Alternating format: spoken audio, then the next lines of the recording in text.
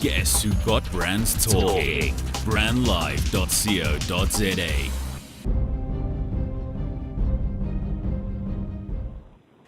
Hello and a very warm welcome to the first edition of Focus on Jobs. I'm Chamana Makadi. As we start this journey together, Focus on Jobs will help us to highlight the initiatives by different companies in various industries on job creation and skills development in South Africa. Here we explore opportunities particularly for young South Africans whilst showcasing the good that is done by you, the people of South Africa. This is Brand Live coming to you from our studios at 27 Boxes in Melville, Johannesburg. Today on the show, we discuss how South Africa can better rural and township economic development.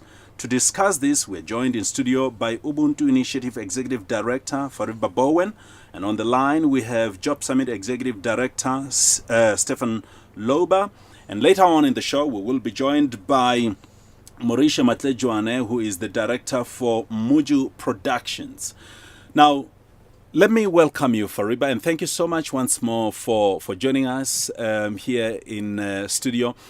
Talk to us about your initiative. As we understand it, you also have a corporation that is taking place in the Limpopo province. Just bring us up to speed.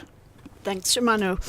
Yes, the Ubuntu Initiative was founded in 2013, and we are a platform that focuses on social issues, currently focused on unemployment, youth unemployment in the country. As you know, about approximately 1 in 2 youth are unemployed, and most of those youth are in rural areas. We have the migration problem, which sends unemployed youth looking for opportunities to the urban areas. So we are focused on engaging in dialogue with industries and looking at the bottlenecks to job creation, and also what are the solutions, where can we find job opportunities for youth. And what are you hoping to achieve with this cooperation? Well, we are looking at a partnership approach. That's why we have called it the Ubuntu Initiative, in that the solution to unemployment, we don't believe, is just government's responsibility. It has to be a joint partnership effort. So we're looking to engage with all stakeholders. That would be the private sector, public sector, educational institutions, media, to say, let us take on unemployment as a core issue, a critical issue, that if it's not addressed, it has serious implications for the future stability of South Africa. Stefan, it's a great pleasure to welcome you on Focus on Jobs. Talk to me about your initiatives on Job Summit. The Job Summit is reaching out, particularly the private sector, and sees how companies can get involved, making a difference. That means by opening the doors to young people, alternatively by opening opportunities for small businesses to supply the services and products to larger companies, and in that way then help grow the small entrepreneur who then can hire more people. So the focus is really giving young people work experience, developing the necessary vocational skills so that they become productive, and helping small businesses to work closely with companies. That is the focus of our initiative. You have always argued that government don't create jobs, but it is the private sector that create jobs. Do you just want to expand on that? Help us to understand that argument. Well, government has a role to play, an important role to play. It can create an enabling environment. So, for example, when we have political instabilities, investment starts to freeze. Just the last few days, we have heard the latest job statistics, which have been not great. The economy has been shrinking rather than growing. And one of the areas that has contracted the most has been the agricultural sector. Now, that's no surprise if we know the debate that's going on right now about land distribution. So that illustrates that policy certainty, a stable socio-economic environment contributes to job creation. Now, that's very important that we have the necessary leaderships and policies in place. That lies primarily in the hands of our government. But the second thing is government is also probably the largest employer in South Africa. But you know our financial situations. Government can't spend more money, they have to cut costs. Now, that means they can't create more jobs by hiring more people themselves. So that brings us to the next stakeholders, and that's the private sector. Now, in the private sector, the amazing thing that the Job Summit, there are contrary to common sense. A lot of jobs available. Let me explain you that. Tell us about the security sector, which is yeah. Stefan, tell us about the progress that you've made since the launch of this initiative. Well, most of our effort has been really to consult with the private sector. We have done that through industry associations, and we work through those associations because they are having a group of companies within their folds that can join us. So, for example, in the IT sector, we have gotten a commitment to create 75,000 jobs over the next 3 years for the IT Association of South Africa. We have been talking closely with the railway industry, where there is an opportunity to produce our trains and the equipment needed for keeping and expanding our train infrastructure. So there is a large number of jobs that we expect to come through. Transnet will be a very important player there. And we have been also, for example, in touch with the real estate sector. The real estate, the average employee is reaching close to 60 years old, white male. They're going to retire soon. Now the question then is, how can we give young people the opportunity to enter that industry? There's 3 sectors just to illustrate the point on how we have been going forward. Other things linked to that is the need to understand the future of work. So we're doing a research project where we interact with CEOs to hear what they see needs to be done to make sure that we're not missing on the opportunities of tomorrow and to avoid large talent retrenchment. I agree that it's going to take government, labor, and of course business to create jobs. But Fariba, let me come back to you. Are you getting any support with this initiative that you've started? Yes, I think we are. We have, for example, just launched a cooperative development program, which is funded by the Services SETA. That's a rural development program in which we are piloting, a part of a pilot program, to take new or existing cooperatives and upskill them with business development skills, link them with markets and financing opportunities. So that is a very important program for the rural areas. It's got a lot of potential to scale up.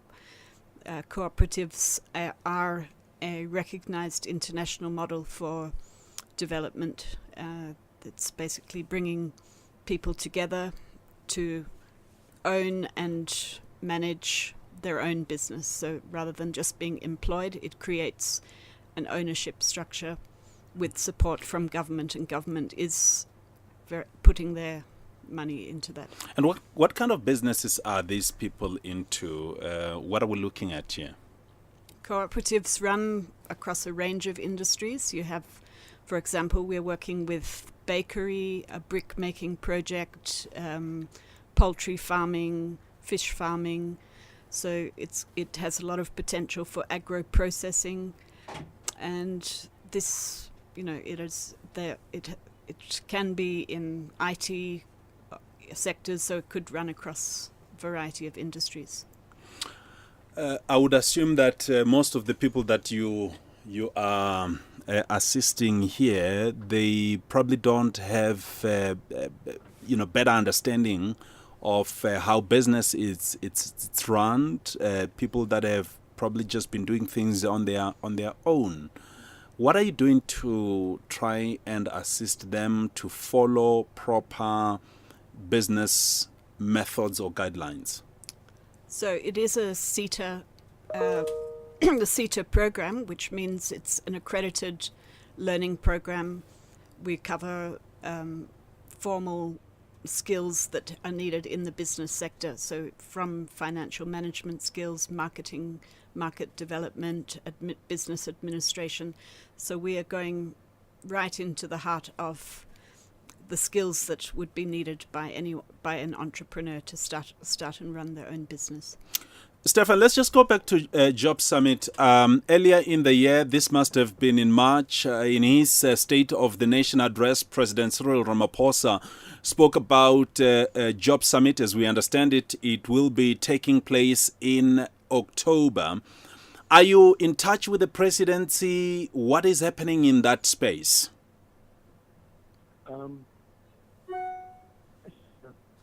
Legal framework in South Africa, the presidency has delegated the planning to NEDLAC. NEDLAC is the forum where people come together, the different stakeholders of government, labor, private sector, and community organizations, and their discussions have been very much on a strategic level, forming the necessary policy agreements that will then make it easier for South Africa to create jobs. So that's been the last 2 months in intensive consultation, and they have reached the stage now that at the Job Summit, the Presidential Job Summit that's coming up, that these resolutions can be signed off.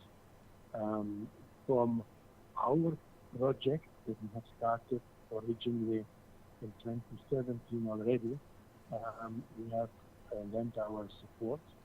President Ramaphosa early on in the State of the Nation asked for Tuma Mina. He wants us all to join. And from our side, we have seen our primary role and responsibility is to get companies on board, to get them to commit to their jobs. So when the Job Summit is over, it was not just a talk shop, but we have actual commitments. The second thing that we have been busy with is creating a jobs portal. So the young people, when they are looking for a job, they can submit their CV and the employers can list their opportunities. So the jobs portal is there consensus? Are you finding each other? Are you able to work with each other? Because I'm asking this question because a number of times you might have a great initiative, but progress might be delayed as a result of people not finding common ground. I would say this is inherent when you have those four groupings that I mentioned, the unions and community organizations. They have different ideological points of departure. They also have obviously conflicting interests at times, okay? So it's clear that they don't always read off the same song sheet.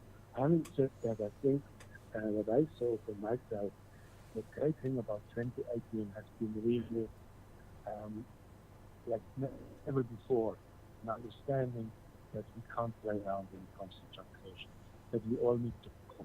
In terms of urgency and importance is more widely understood than ever.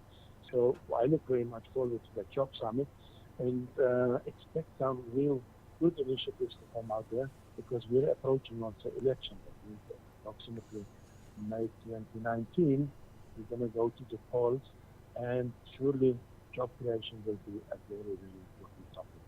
So given that we're approaching an election, given the dire situation of our economy, the growing job readiness, I really hope that we can have some breakthrough in October.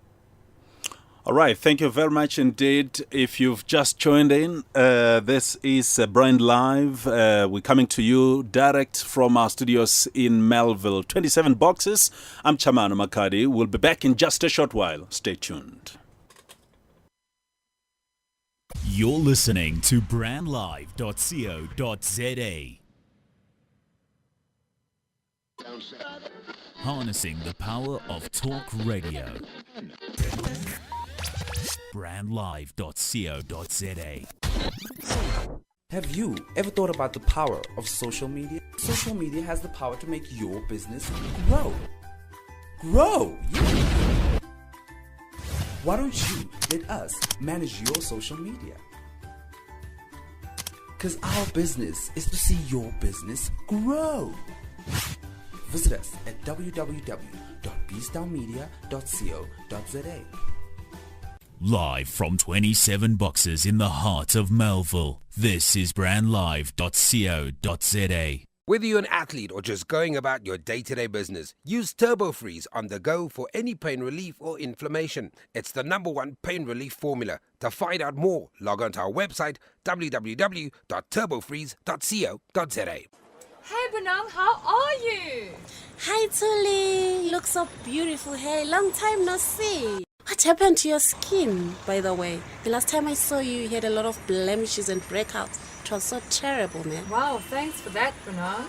Luckily, I discovered DMK. Have you heard of DMK? DMK? Who are they?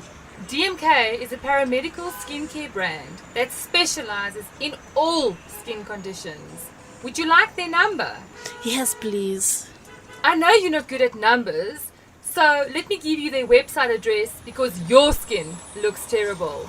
It's www.dmkskincare.co.za. Harnessing the power of talk radio. brandlive.co.za. Welcome back. You are still listening to Focus on Jobs right here on Brand Live from our studios in Melville, 27 boxes.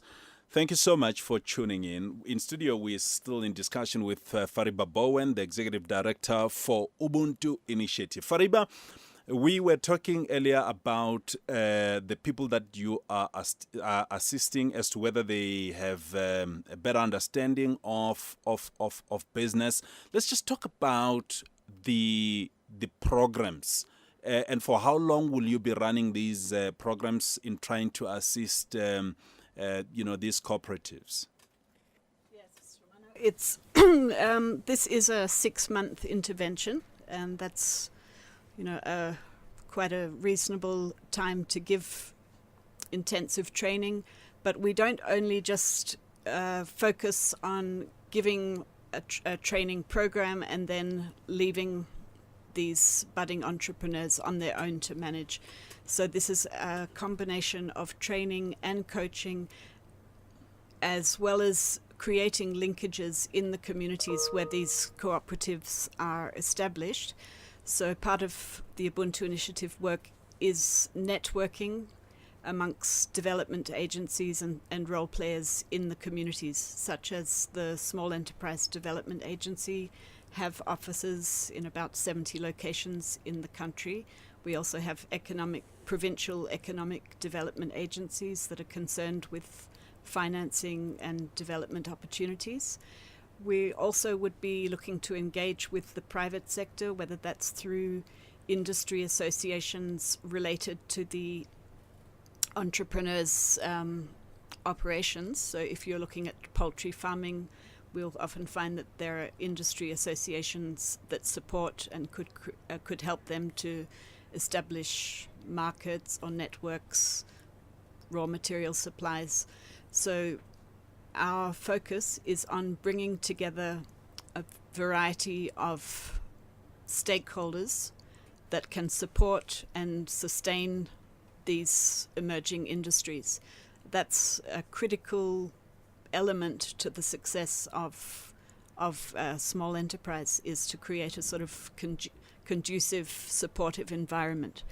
And so the program, as I said, is composed of training, And then also one-on-one coaching. We go onto the site of the cooperatives and actually are sort of helping them develop financial management systems, business plan development, and as well as, just the operational side of their business. So it's a very intensive, comprehensive program that we're running. And it's, as I said, it's running as a pilot program, but I do believe that it will be scaled up probably in the next year. So once they're fully functional, are we expecting to see real jobs that can come out of these initiatives, or is it just going to be one of those like temps?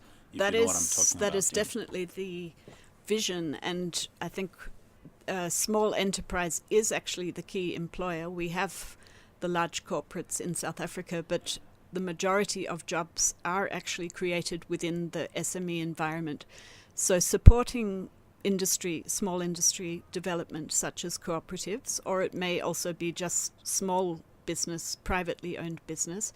But either way, industry development and small business development is going to be sort of the key to solving, I believe, the unemployment situation. And that is also because we can take this model into the remote rural areas where people can produce and sell for the local community as well as for national and even international markets. So the whole key here is helping to create local economies, and instead of just bringing in products from other markets, we actually start production and economies in the local community.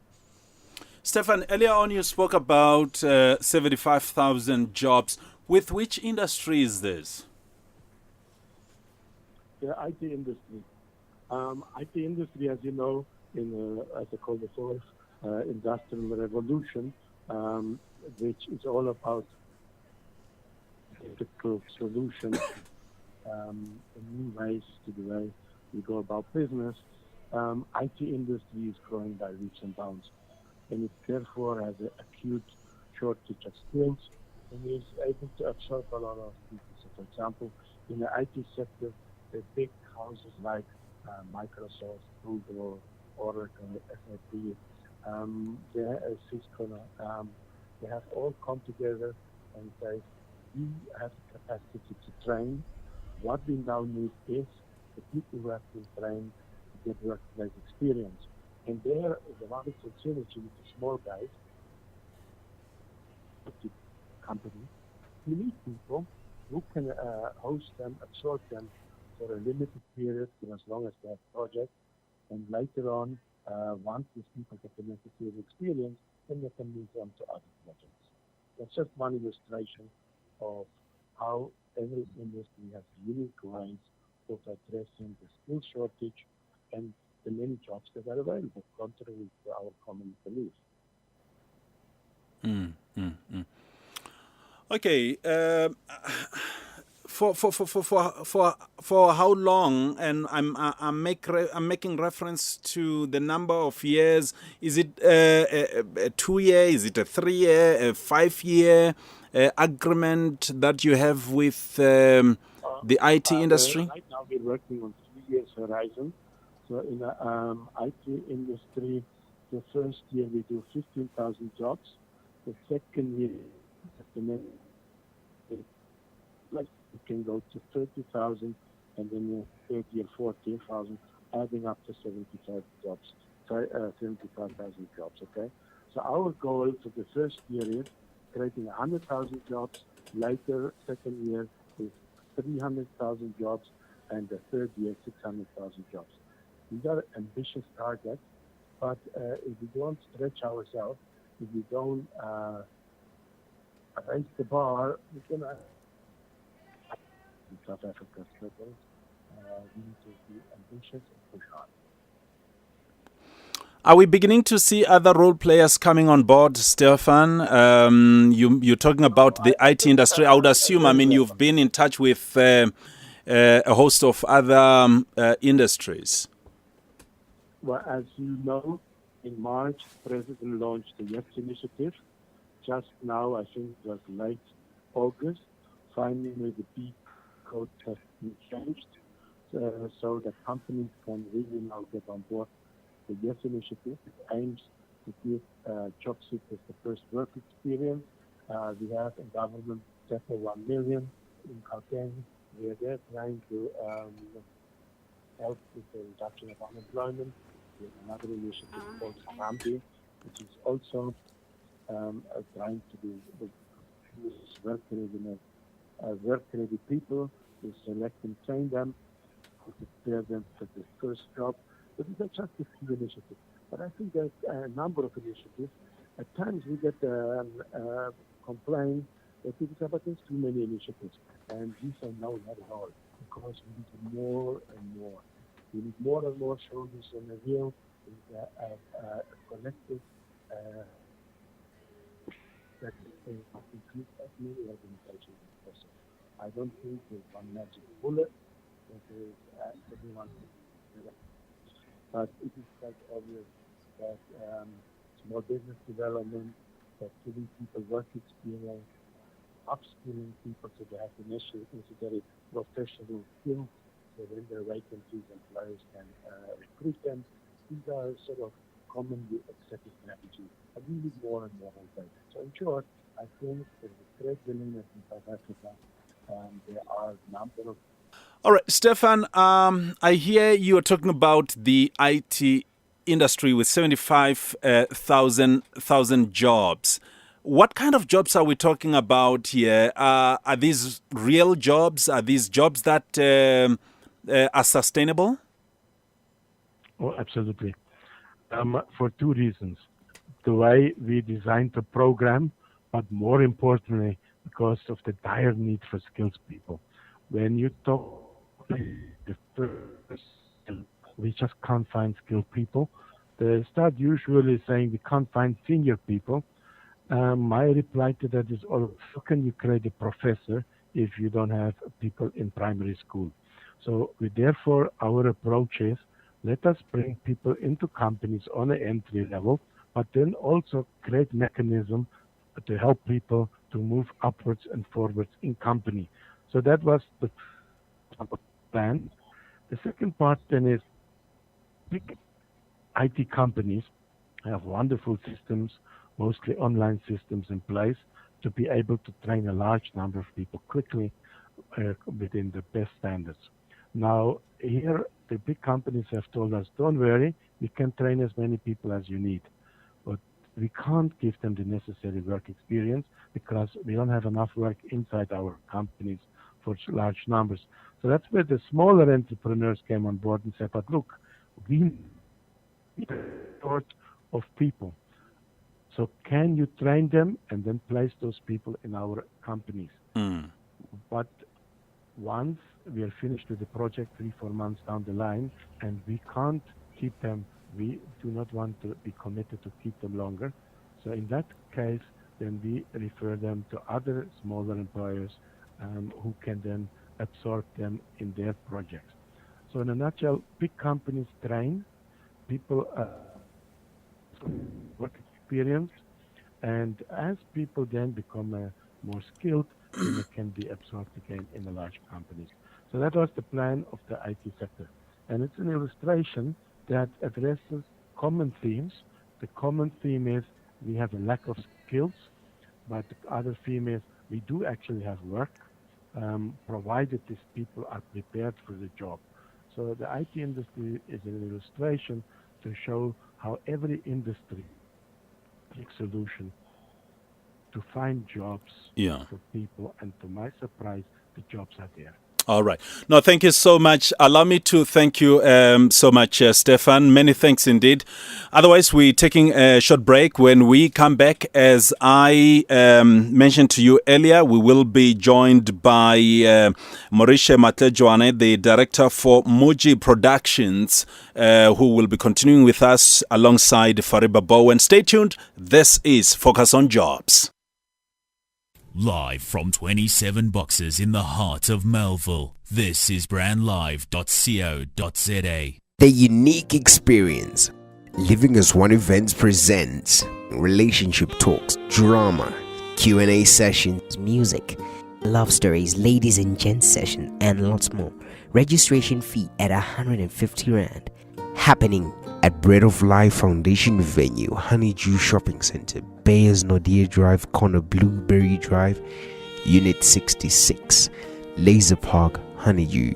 Saturday, 15 September at 11 a.m. RSVP on 072-851-8702. You're listening to brandlive.co.za.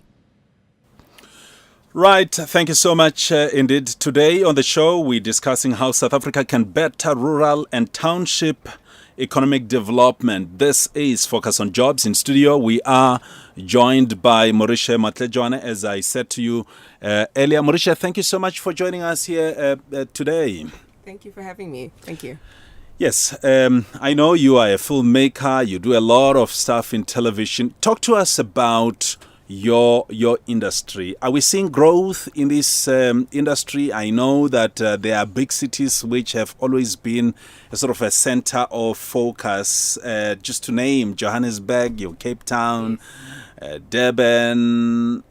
Last year alone, if I'm correct, but you can help me with these statistics, just over 4 billion rands was made in this industry. Is there growth? Are we beginning to see maybe some kind of development even in townships and rural areas? Thanks again for having me. No, definitely. I really believe there is growth in our industry. I think if we just had to look at the TV landscape and we compare what was happening a good 6 to 10 years ago, when we probably had just a handful of soapies on. And I'll use soapy as an example because, you know, that's the daily bread that people always sort of resort to, you know. The biggest TV measures have always been The Bold and the Beautiful, Days of Our Lives, those big soapies. So in terms of a South African measure, you can actually measure it against what has been happening with us. And if you look at what we had about 10 years ago, which was probably 1, 2, 3 soapies max, we're now sitting at, in a combination with telenovelas, close to about 10 soapies that are on air at the moment. So we're definitely growing. And if just as that as a measure, you know, we're on an upward spiral. I think we're finding that there's more interest, more investment and trust happening in terms of that media space. But in terms of film, I would say that we're still steadily growing. We're still finding our feet. But as far as us not being far out and regional, I think that's the biggest, you know, challenge in our industry. Talking about young people, that makes up over 60% of our population. Are they aware of some of the opportunities that are there in the film and television space? You know, when I first started, I found that there's almost nothing out there. I think it's become better. Certainly there's still a lot of myths around what our world entails. So when people see television, you know, film industry, they imagine the lights, the glamour, the glitz, lots of money. I mean, I'm saying that because, I mean, each time, you know, when I meet young people, they will always be saying to you, no, I want to be on TV, I want to be an actor. And everyone always think of acting, they want to be on screen, they want to be famous, yet there's just so much more you can do. Absolutely. So in terms of exposure to young people, you know, not enough. I think there's absolutely more we could do to tell young people to say, listen, there's more options than just being on screen. There's absolutely more growth in terms of being behind the scenes, so that actually has more benefits in terms of longevity of your career. You know, what you could do and how you can diversify yourself. There's so many options behind the scene. On screen, it becomes limited to, do you fit the character? Do you fit the profile? You know, then you pull out of the age gap. So there's so many little parameters. But, you know, behind the scenes, there's a world of opportunity. And I think there's still so much we could still, you know, spread for young people to see that. Faribet, talk to me about your corporations. Are these some of the areas that you're also looking into, or are young people coming to you making proposals to say we need help in these areas? Just coming on to what Maurice is mentioning about we look at potential in across industries. That's the focus of the Ubuntu initiative, is to tap into development opportunities for youth across industries. So it's quite it's interesting to hear from Mauritia that this is a multi-billion rand and growing industry. So we would like to talk with, for example, the film and media industry to say, how can we leverage this developments and make it work for youth, particularly in rural areas.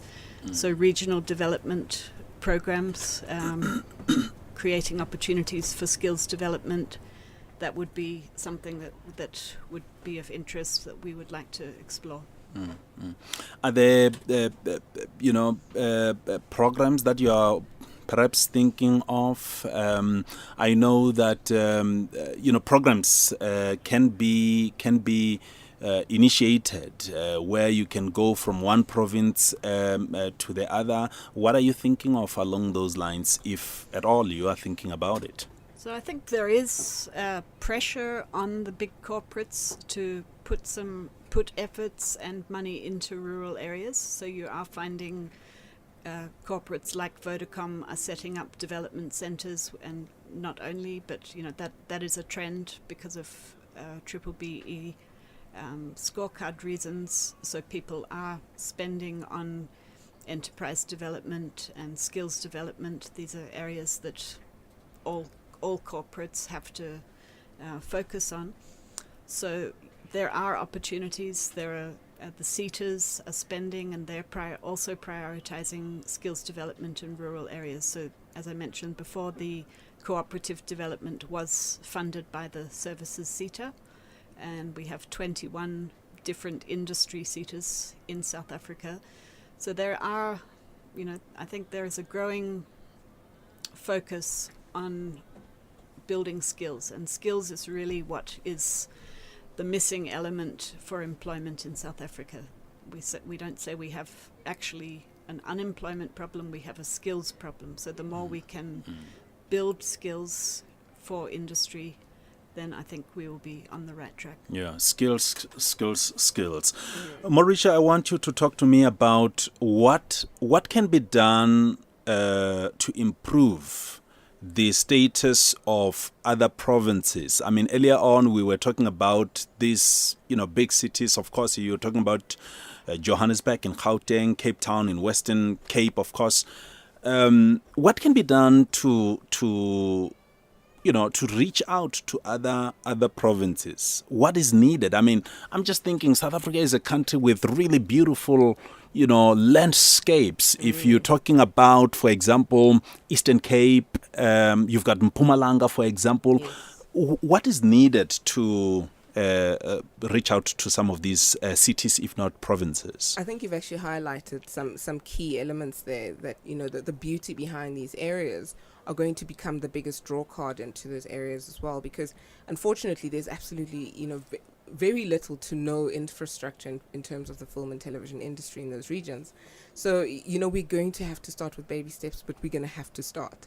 So, whether we're looking at boot camps of just training young people in the field, and our field is also very practice related. You have to get into the practicals of it. So, set up productions that they can actually hands-on work on, be part of, tell their own stories in those areas, so that we're generating more content from those regions. It's not that we are migrating to go shoot there and then, exploit the beauty of the area and move away from it. But to basically plant that seed and start making partners with the locals, And what kind of job opportunities are we talking about here? For both production as well as locals. Well, for production, it's just the key areas that we all know of. It's the creative departments, cinematography, directing, writing, performance. But in terms of the locals, we, just like the narrative of filmmaking dictates, we require everything involved. So we basically need to have partnerships with accommodation, with transportation, security companies. We can actually, catering. So it opens up so many other industries and to grow and develop. And, you know, basically training a small catering company that does 1 or 2 functions a month to understanding the diligence of catering for a crew daily, it immediately opens up just their income revenue and how big they can grow, and you can start creating competition in those fields. I'm going to take a final word from both of you. Fariba, what's your final word? What is it that you'd like to see in the next, let's say, 12 months?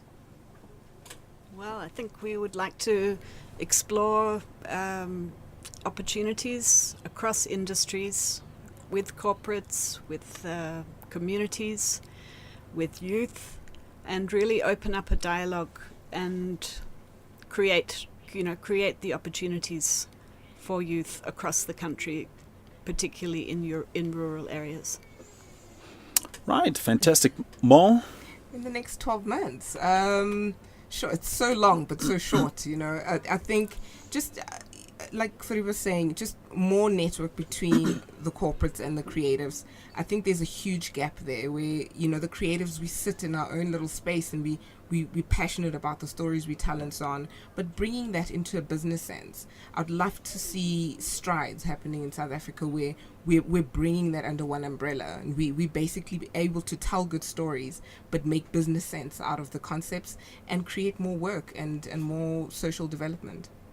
Well, thank you very much indeed to both of you, my guests here in studio. Until the next time, we wish you well. All right. Thank you so much for listening. Well, let's do this again. I hope you've had a wonderful time, you know, with our guests, picking up on a few, you know, advices, if not tips. And I'm sure there are a lot of opportunities out there. Those of you that are writing those proposals, I mean, the likes of Fariba, who are also in these cooperatives, I'm sure they are most happy to assist with information. So we are also encouraging young people in particular, tap into those spaces that, generally people don't even think of. Mauricia spoke about, the film and television industry, where people just thinking, well, television is about appearing on screen, but there's a lot more that you can do just beyond, appearing on screen. So thank you so much. This has been the first edition of Focus on Jobs. I'm Chamano Makari. Until the next time, this is 27 Boxes live in Melville, Johannesburg. Let's call it a day. Harnessing the power of talk radio. Brandlive.co.za